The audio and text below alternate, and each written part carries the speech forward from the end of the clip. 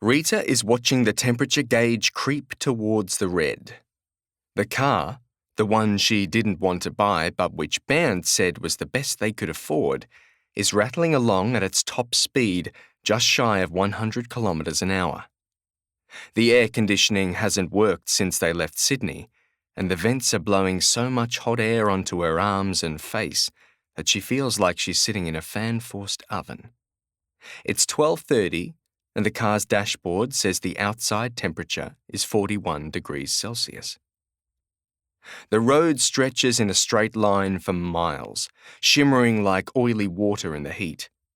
On either side are flat plains of pale grass, leached by the sun of any hint of green, endless and empty. The occasional tree, marooned in a sea of grass, flickers in the bright light, the haze of heat making it look as if it is floating above the earth. Rita's sunglasses, which looked so great in the shop, are no match for the intensity of the sun, and she feels the beginnings of a headache. Beside her, Berndt is asleep, head against the window, mouth open. A red light is flashing on the dashboard, and the temperature gauge won't stop inching upwards. She takes her foot slightly off the accelerator. Their speed drops to 80. Buying the car was a mistake, but thanks to Berndt's insistence, she's behind the wheel of a 15-year-old Ford Fiesta that's been driven into the ground and is too old and uncomfortable for this long journey. It's taken them longer than they'd expected to make it this far, 3 full days, and the drive has been unremitting. The roads are bad. Single lanes in each direction, bumpy and with gravel verges that spit lethal pebbles onto windshields when huge trucks hauling 3 or 4 carriages roar past. The windshield is already sporting a spiderweb of cracks on the passenger side after they'd gotten too close behind one and its tyres had flicked a stone onto the glass. She misses Sydney already. In their 6 months living at the hostel, they'd made a good group of friends, all young and free and up for a good time. No boring discussions about the future, no stress about careers or life plans. That could all come later. For now, this was her dream life. She'd had a decent job at the sports girl fashion chain and got great discounts on the clothes.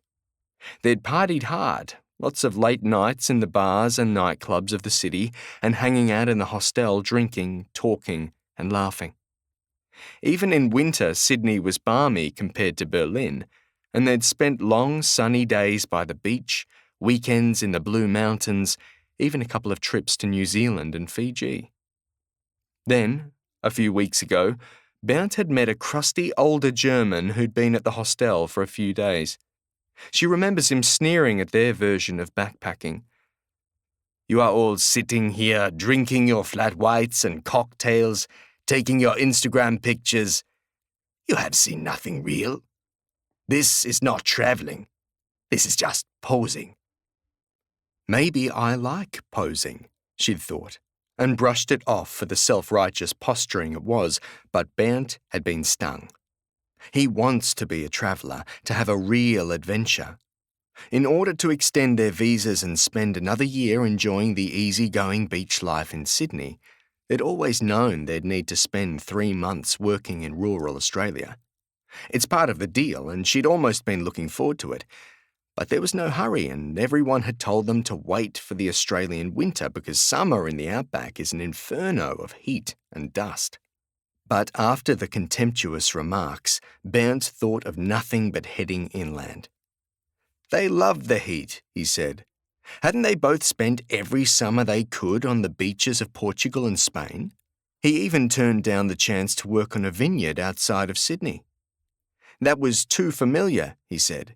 He wanted to work in the real Australia, the Outback, and he spent days convincing her it was a good idea. It would be something to sustain them when they were back in boring jobs at home, memories of their 3 months as Australian cowboys. So here they are, in this shitty little car, miles and miles from anywhere. No sports girl, no margaritas, no beach,